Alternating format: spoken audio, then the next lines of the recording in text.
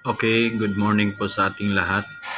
Ang date ngayon is September 14 ng alas 10 ng umaga, 10 AM in the morning.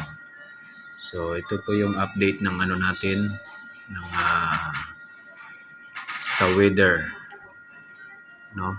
Titingnan po natin yung trucks, si Bibingka. So ngayon Saturday, kung nakikita niyo yung Pilipinas, ito po yung Pilipinas, no? Yan. Yung nakikita niyo yung yun po yung natin, yung border line. Pag pumasok dito sa atin, yan. Yun yung sinasabi na Philippine Area of Responsibility FAR, inside FAR and outside FAR. Okay? So dito po ngayon, simula kasi yan si Bibingka dito, banda sa yan somewhere in yan, sa may Guam. Yan, area ng Guam, and ito siya, Micronesia, pero dito nagsimula sa dagat. Diyan siya unang nabuo, tapos papunta ng Guam. Kawawa rin yung Guam yung nadaanan. Yan, yun po yung trucks niya. Yan, nakikita nyo sa image. So Saturday ngayon, yan, si Bibingka nandyan. So ibig sabihin, pumasok rin siya sa par natin, pero nasa pinakadulo rin ng borderline natin. So paakyat sa bukas, Sunday, dyan siya, in Monday, Tuesday.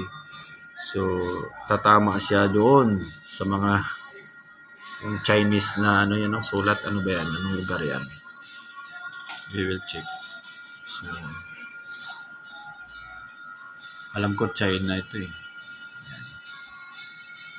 Okay.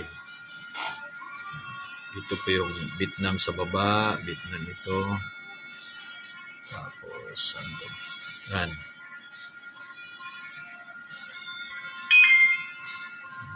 So wag na natin problemahin yan. Basta ang sa atin lang is walang bagyo, no? So titingnan natin sa other natin, image.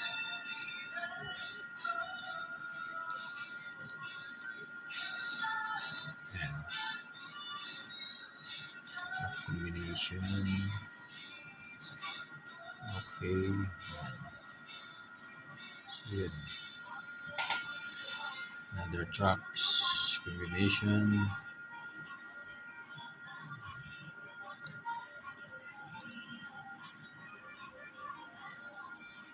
Okay. Ito tayo dito. Pinas. So yan. Kung nakikita nyo ito. Malaking yan.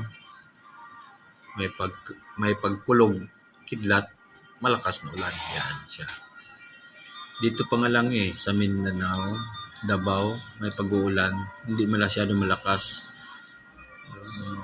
Ambon-ambon, taligsik, ganyan. Hindi siya malakas.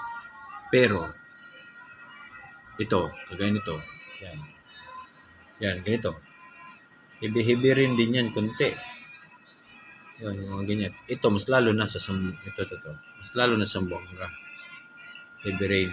Ito banda, somewhere in Zamboanga. Heavy rain na dyan. Saan pa? Maraming pag-ulan. May mga pag-ambon. Yan. Ito, ulan din ito. Yan. Yan, halos lahat pala. Mas lalo na sa Panay, sa Kalibo, Malay, Rojas. Yan, malakas ang ulan dyan. Lalo na sa Tagblas Island, Sibuyan Island, Romblon. Yan, malakas ang ulan dyan. Yan. Sa Batangas din, may ding ulan, pero yan, ito, malakas din yan. Yan, mga ganito. Ulap-ulap. Ulap-ulap. Ito, mga ulap-ulap lang. Pitik-pitik na ng konting ambon. Ito, ulan din to, pero hindi masyado malakas, hindi malakas yan. Ang malakas talaga is yung mga ganito. Yan. Okay. Yun, ito. Lakas na ulan din yan. Ito, Manila, check natin. Kaya makulimlim dito, dahil dito sa ulap na yan. Ito mga ulap na maliliit, yan. Dapat wala siya. Clear sky yan. May araw. Clear yan. Walang ano siya. Makikita nyo sa image. So yun. Ito dito, umulan to. Hindi masyado malakas naman. Ito may mga pag-ulap-ulap konti. Minipis lang pero hindi magulan. Or either magulan siya, mahina lang. Pitik-pitik na pag-ulan. So yun po yung update sa atin. Based dun sa natin, sa isang image ng kahit ito dito, makikita nyo, papalapit yung yung ito sa Pilipinas. Saan ka ito, bubagsak itong malakas na ulan ito. Dito yan. Baka buong Pilipinas yan magulan. Malaki-laki yan. Ang dami paparating. Ayan, ito, yan, ulan. Yan. Wala namang bagyo. Pero mayroong dito, based doon sa pinakita ko kagabi sa inyo, na-send ko, may mabubuo dito somewhere na low pressure dito banda. So sana hindi, no? Pero doon ayon sa isang image natin, isang mabubuo. So idudugtong ko, ipapakita ko rin sa inyo. Okay, thank you. Okay, continuation sa ating video. So, ang petsa ngayon is 14, di ba? Saturday. So, kung nakikita nyo dyan sa image na ito. So, ipi-play natin ito. Pero itong ipapakita ko sa inyo is base ito ng reports ng windy forecast. Sa nila, nakikita na nila na there's a possibility na may mabubuo somewhere dito, no? Yan. Bubuo tapos tatama dyan. So, prediction nila yon based na ang gumawa nito, no? Pero mas pa rin is Panginoon pa rin yung nakakaalam niyan. Sa kanila mayroon na silang prediction na dyan. Pero lahat naman is naging tama rin yung nila, forecast na. So check natin, ipi-play natin ito tapos tingnan natin. Ang pizza nito is 14. So ngayong araw na to 14 ngayon So check natin. Ipi-play natin, tingnan natin. Okay, so titingnan natin yan. I-stop lang natin. Kailan siya nabuo.